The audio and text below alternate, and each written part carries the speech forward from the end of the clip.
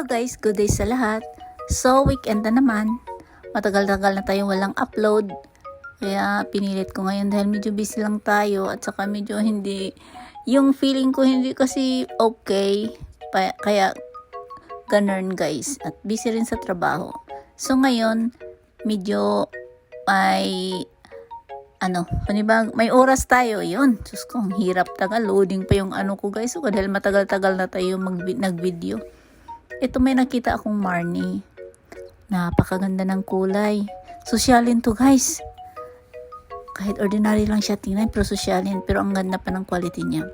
Ito namang isa, hindi ko rin siya kilalang brand. Or hindi ko lang siya kabisado guys. Pero medyo pricey din. Ang gaan, perfect din to sa summer. Malaki rin. At malinis. So, dito na naman tayo sa katabi. Ito naman siya, malaki siya, parang bayong lang, parang ordinary lang tingnan sa atin. Pero isa rin ito siyang Marni.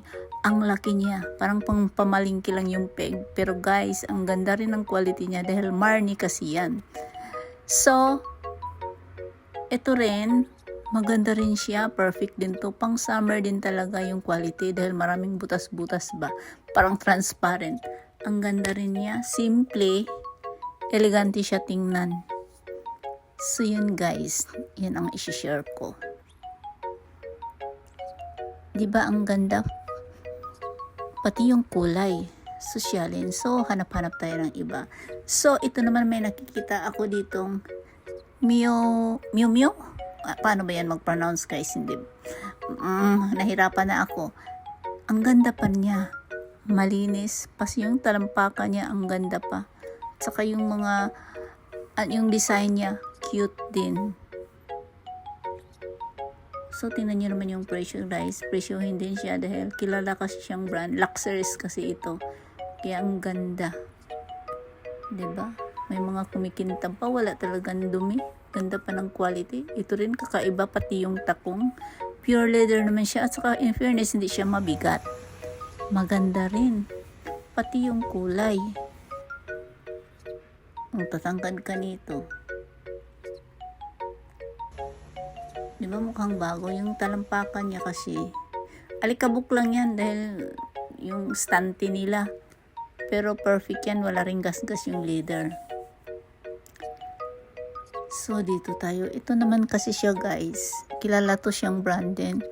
Ganda rin ang style nito kasi mabigat. Pero kayo na lang bahala dahil pag gusto nyo.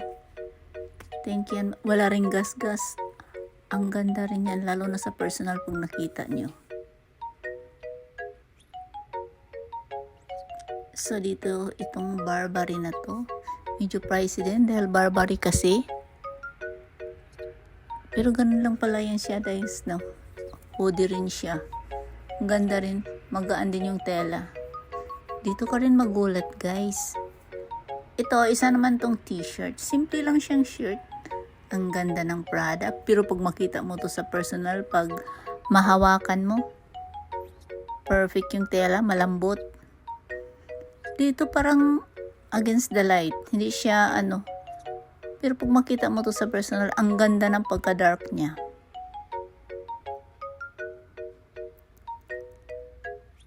So marami ditong nakasalamin. Mga jewelries, hindi ko na lang sila video. Ito na lang yung na to. Ang ganda rin itong bag na to. Yung parang kilikili bag lang. Kulay pink naman siya. Tapos guys, napakalinis. Wala rin siyang gas-gas. At mukhang bago pa. Ayan. Marami pa dyan. Dinadaanan ko lang siya sa camera dahil mahirap na kasi pag isa-isahin din.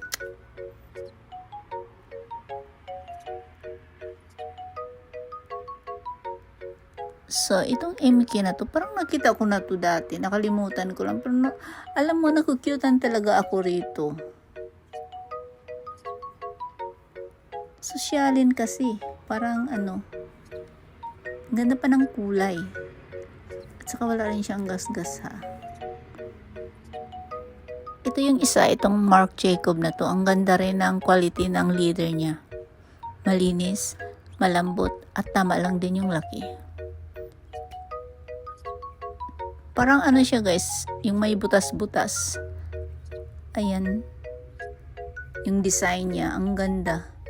Tapos, wala rin gas-gas yung hawakan. Maganda ang quality niya.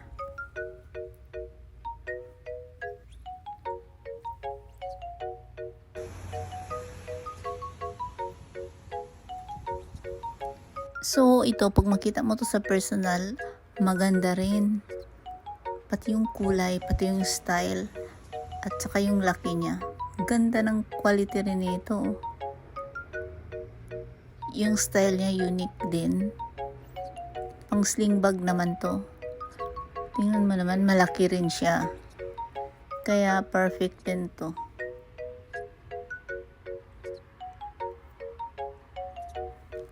Ayan mo guys, nahirapan pa ako wala kasing cameraman, ganun talaga guys, ikaw lang mag-isa. Ganda na tong Forla na to. So, itong dalawang MK naman ito.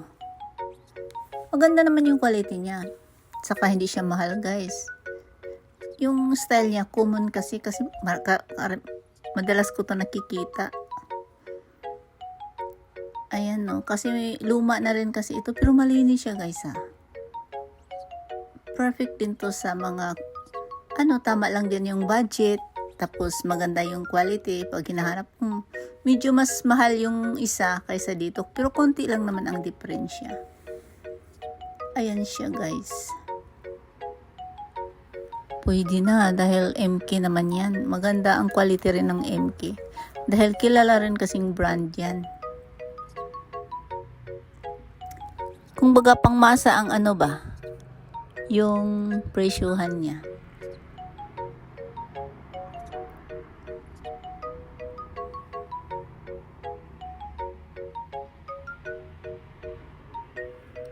So, ito namang white na to. Isa tong Tory Burch. Kasi lang, malaki siya guys. At saka, mayroon din siyang pang sling bag. Ito yung presyo niya, di ba medyo mura. Pero napansin ko kasi, meron siyang damage sa puwet. May mga gas-gas, kaya siguro. Ayan guys, yung gilid. Malaki-laki din. So dito banda guys, ang gaganda ng mga coats. Medyo pricey pag mga ganito palang style. Dahil pwede siyang handbag at pwede rin siyang sling bag. Pero sosyalin siya. Pag makita mo siya sa personal, ang cute niya. Ayan. Sa loob ang linis at saka mukhang mga bago pa rin. Ang ganda o tingnan mo. Malapad din yung puwet. Kaya perfect din ito.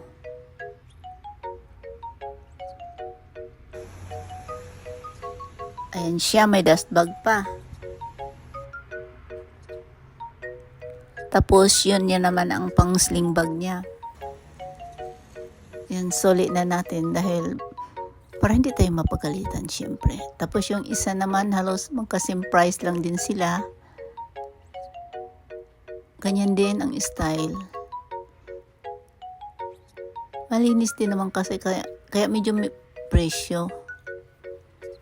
Ayan din. May heart yung design niya. Diba ang ganda? May pang sling din yan guys. Yung hawakan tingnan nyo naman. So guys, ito yung OOTD natin ngayon. Char. So may nakita ako ditong coats. Tingnan nyo naman guys. Napakasimple. Simple lang siya pero grabe din pala ang presyo. Pero ang linis. Tingnan mo naman. Ang ganda pa ng kulay. Simple siyang coats na to ha. Design niya heart pa. Wow. Pwede siyang pang sling guys. Ang ganda ng kulay. Tingnan nyo naman. Ito yung mga uso rin ngayon. Pero unique kasi hindi siya karamihan mo makikita. Ito rin ang ganda. Guys, maliit lang siya tingnan pero yung puwet niya ang lapad. Perfect to. Kaso lang yung kulay niya. Pero depende yan sa yung mga mata kung anong gusto nyo. Pero medyo may pricey. So, tingnan nyo guys, so ang ganda. Pero sa loob may pang sling pa yan. Ang ganda. Hindi ako makagit over dito. May mukhang bago pa talaga dahil may nakabalot pa yung yung pang sling niya. Tsaka may dust bag dun sa loob. Ang ganda.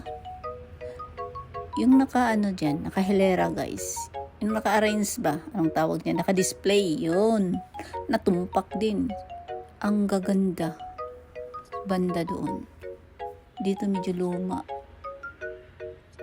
So, ito naman, character siya. Maganda rin siya guys. Pero halos magka-same price lang sila dyan. Maganda rin yung mga quality nila. O, tingnan niyo naman. Mga 10K yan pataas. Halos dyan lahat. Ayan, mga naman sila guys. Mga packbag, bagpack. Aray, nalito na tuloy ako. So, ito naman, ito siyan. Bagpack din. Ano ba yan? Nalilito na. So guys, may share lang ako sa inyo ha. Ito yung isang gaijin. Ang tawag dito sa mga turista gaijin kasi. May nakita akong puting Amerikana kanina. So, kwento ko lang. Palagi ito niyang hinahawakan. Dala-dala pa niya. Oh. So, nataka ako bakit kaya. Tapos sinuli na naman niya. Diyos ko, pagtingin ko. Remowa pala.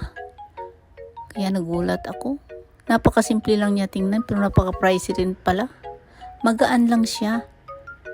Ayun guys, share ko lang. Dahil na-inosente din kasi ako dito sa ba't ganito kamahal.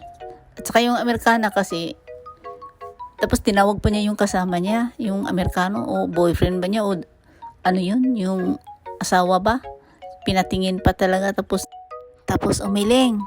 Yun lang guys, share ko.